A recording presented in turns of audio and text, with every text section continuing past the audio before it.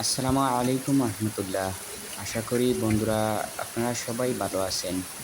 আর আমি এই ভিডিওটি আজকে করা আপনাদেরকে দেখানো বৃষ্টি, তার মধ্যে প্রকৃতি, খুব সুন্দর উপভোগ করার মতো পুকুর, গাছগাছালি সবগুলো মিলিয়ে উপভোগ করার মতো।